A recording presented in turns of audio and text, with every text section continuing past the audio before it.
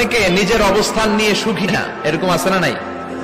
আল্লাহ আমার এটা দিল না রে, ওইটা দিল না রে, পাইলাম না রে, কিচ্ছু হয় না, কি করব জীবনে, হতাশ। আসলে আছে কিন্তু অনেক, কিন্তু শুকরিয়া নাই, ডাকাত, ঠিক কিনা?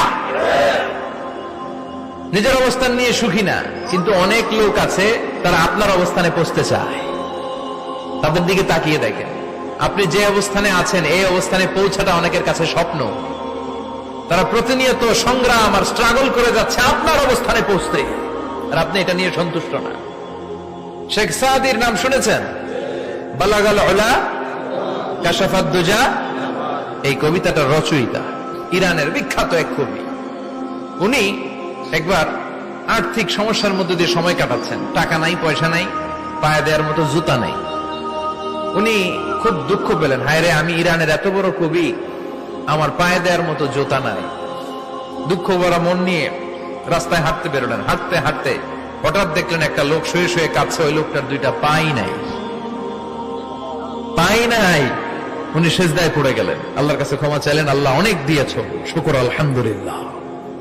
এজন্য যেই পরিস্থিতিতেই থাকি না কেন আমরা কি পড়বো? জোরে বলেন, কি পড়বো? এজন্য কানাতু মিনাল ইসলাম, অল্পে তুষ্ট থাকার নাম হলো ইসলাম।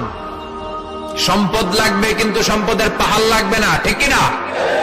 অল্প খান, অল্প পড়েন, অল্প জমান, অল্পের ভেতরে বরকত ঢুকাইয়া দিছে কে? দেখবেন যাদের সম্পদ অল্প তারা সুখী বেশি।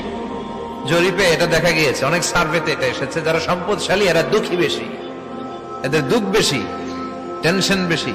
খুব স্বাভাবিক, টাকা যার বেশি রোগ তার বেশি, টাকা যার বেশি টেনশন তার বেশি, টাকা যার বেশি ঘরে শান্তি তার কম।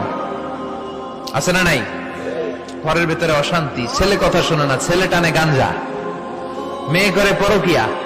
আছে না নাই? স্ত্রী কথা শোনে না, ভালোবাসা নাই, ঘরটা জাহান্নামের টুকরা। রোগ বালাই, এক একটা হসপিটাল বিল পরিশোধ করতে মাসে 5 লাখ 10 লাখ। আছে না নাই?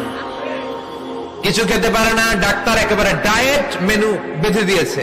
ডায়েট, ভেরি ডায়েট মেনু, এটা এটা এটা এটা কিছুই খাবেন না, শুধু গরু খাবেন না, খাসি খাবেন না, চিংড়ি খাবেন না, খালি ঘাস খাবেন, ইচ্ছে মতো ঘাস খাবেন, মানে ঘাস জাতীয় যত আইটেম আছে সব খাবেন, শাক খাবেন, সবজি খাবেন, সালাদ খাবেন। গরু, চিংড়ি, মুরগি, গোশত, ইলিশ কিছু খেতে পারে না।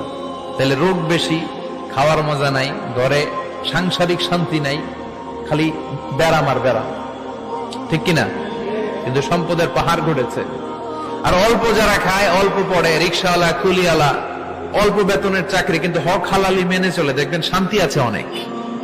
হ্যাঁ, বাসা ভাড়া দেয়, ফ্যামিলি চালায়, বাচ্চাদের স্কুল বিল, এরপরও মাস শেষে 1-2 হাজার টাকা হাতে থেকে যায়। আর ওর প্রতি মাসে 10 কোটি টাকা ইনকাম, তারপরও ব্যাংকের ঋণ আছে না নাই?